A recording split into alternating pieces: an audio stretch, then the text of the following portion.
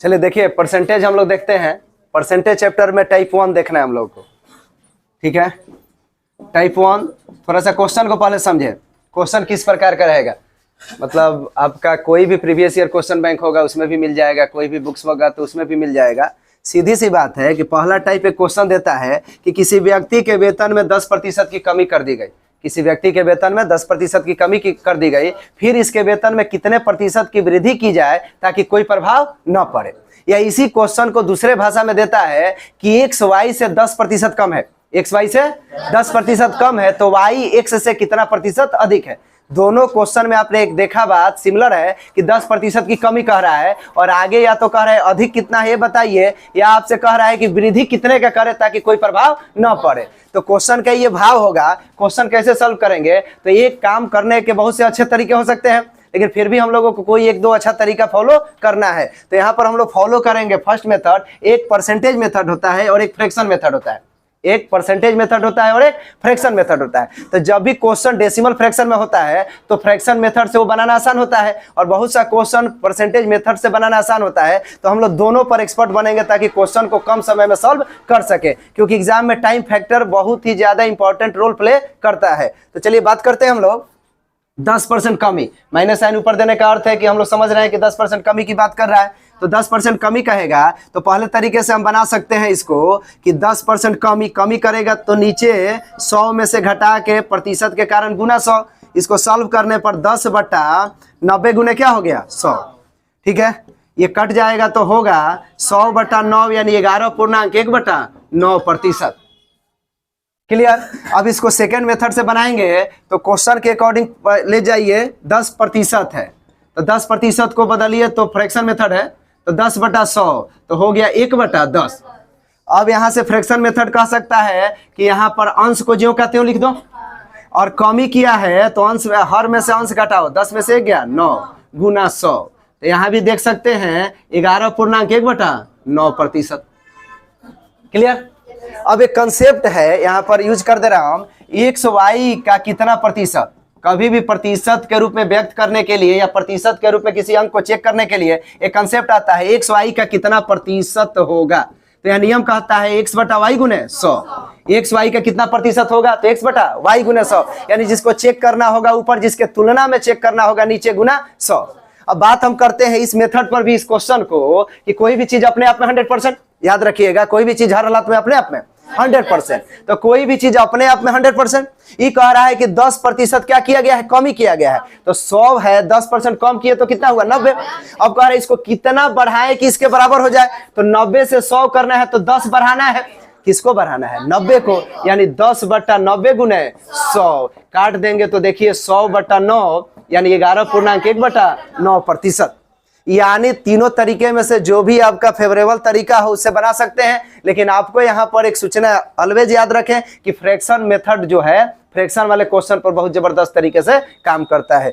इसी पर आधारित क्वेश्चन कह दे एक व्यक्ति के वेतन में 20% की कमी कर दे, एक व्यक्ति के वेतन में 20% की कमी कर दे, फिर इसमें कितना प्रतिशत का वृद्धि करे ताकि कोई प्रभाव ना पड़े। या कह दे एक्स वाई से 20% कम है तो वाई एक्स से कितना प्रतिशत अधिक है। चलिए सॉल्व करते हैं।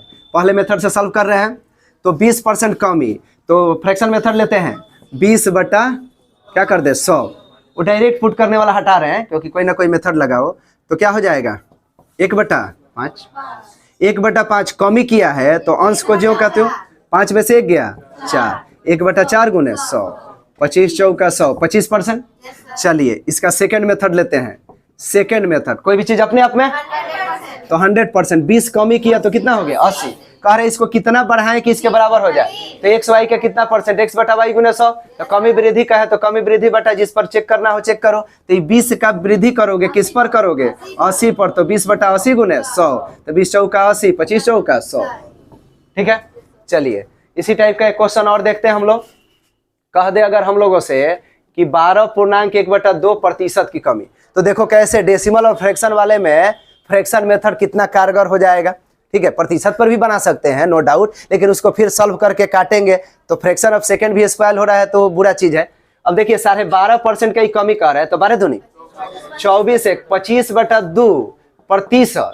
अब परसेंट के कारण 25/2, परसेंट के बदले 100, तो 25 चौका 100 तो 1/8।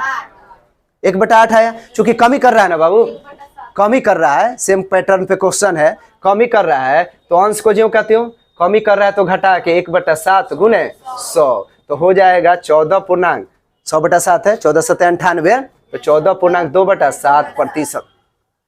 साफ सुथरा आपको दिख रहा है, ठीक है। इसी तरीके का मान लीजिए अगर क्वेश्चन पे बात करें तो हम लोग देख सकते हैं, क्वेश्चन हम लोगों से कह सकता है कि 37.5% की कमी, कितना प्रतिशत की बुआ, चलिए बनाते हैं।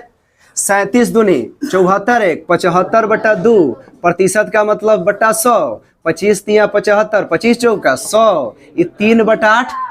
बउआ कमी कह रहा है तो अंश को ज्यों का त्यों कमी कहेगा, तो अंश हर का अंतर लेते हैं, गुने 20 25 100 20 तिया 60।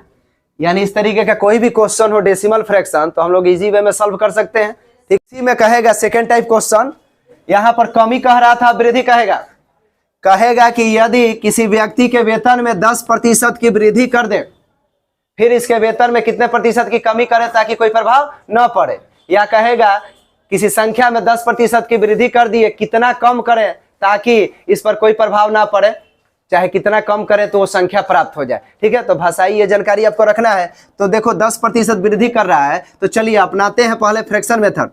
तो परसेंट का मतलब 10/100, तो 1/10, तो अंश को ज्यों का त्यों, वृद्धि किया है तो जोड़ के 10 1 11 गुने 100, तो 100/11, 11×9 = 99, 9.1/11%। आंसर।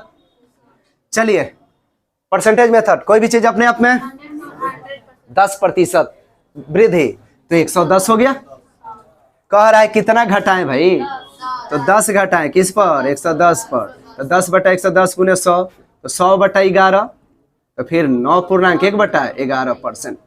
देख सकते हैं सिमिलर आंसर है, यानी इस तरीके से क्वेश्चन को फॉलो करेंगे। चलिए दूसरा क्वेश्चन देखते हैं। दूसरे अंक पर टाइप यही रहेगा, अगर 20% की, कितने प्रतिशत की, 20% की वृद्धि कर दी जाए, ठीक है, तो प्रभाव पूछ रहा है, तो 20 बटा क्या करें, फ्रैक्शन मेथड अप्लाई करो, 1/5, तो वृद्धि है तो अंश को ज्यों का त्यों, 5 1 6, ठीक है, तो काटिए 2 3 6, 50/3, 50/3 यानी 48 16.2/3%।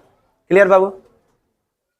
अब आपको ये कह दे 13.1/3%, कह नहीं सकता है, ठीक है। यहाँ प्रतिशत मेथड भी अप्लाई करिए, कोई भी चीज अपने आप में।